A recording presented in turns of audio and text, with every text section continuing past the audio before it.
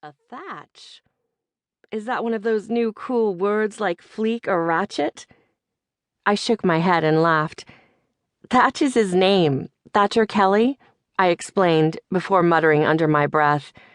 Or an action? God, yeah. I stared at his photo. I'd thatch that for sure. He sighed. Is he single? The question felt strange for a fraction of a second, and then the fleeting uncertainty was gone. I grinned. Oh, yes, he's very single. I mean, he was single, so technically I wasn't lying. I was just leaving out the little detail of him not being into cock. Joshua stared at the photo for a disturbing amount of time before asking, Can I have his number? I didn't think twice about it. This was Thatch we were talking about, and I would gladly take any opportunity to fuck with him. Give me your phone. He handed it over, and I happily added Thatch Squatch's number to his contacts. I chose not to think about why I had it memorized. Damn, I need this man in my life, Joshua said, staring down at the picture on my computer screen before glancing at the number in his phone. I tilted my head to the side. I thought you were dating someone. Joshua grimaced. I was, but apparently I'm too clingy. Well, fuck that guy. He sounds like an asshole. Yeah, he muttered. An asshole I was in love with. Hell, I'm still in love with him. I wish my heart would get the memo and forget he ever existed. I shook my head in sympathy. But empathy? That was undeniably missing. Man, oh man, love sure is a bossy bitch, isn't she? Joshua chuckled. Wise words from the girl who never settles down. I smirked. Maybe I'm a bigger bitch than love.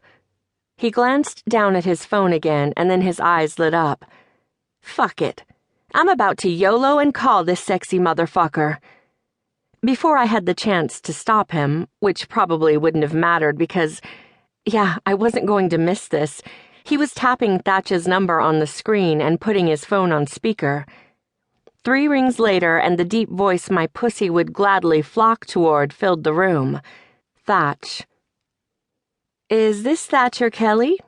Joshua asked with a smirk, his eyes meeting mine.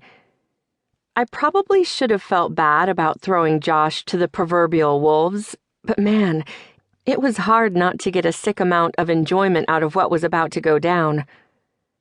You got him, Thatch responded. Business and bossy and hot as fuck. My pussy made a bid to crawl out of my pants. Oh shit. Do not get excited, you flirty little bitch, I told her. This phone call is about laughing, not boning. Hi, Thatcher. My makeup artist turned sexual siren purred into the phone. My name is Joshua, and we have a mutual friend. And who might that mutual friend be? Thatch asked, open but wary. I knew he was a fairly private person despite his boisterous personality. Cassie Phillips. Thatch chuckled, deep and throaty, and my nipples pebbled. Yeah, I know Cassie. Apparently based on their general non-reaction, I was the only one feeling like he meant no in the biblical sense, and I was the only one who knew he didn't know me like that. She happened to show me some pictures she had taken of you, and I got a... Cassie has a picture of me on her camera? Oh yeah, baby, she sure does. You're shirtless, and I can't deny I'm interested. You're interested? Thatch's voice was laced with confusion.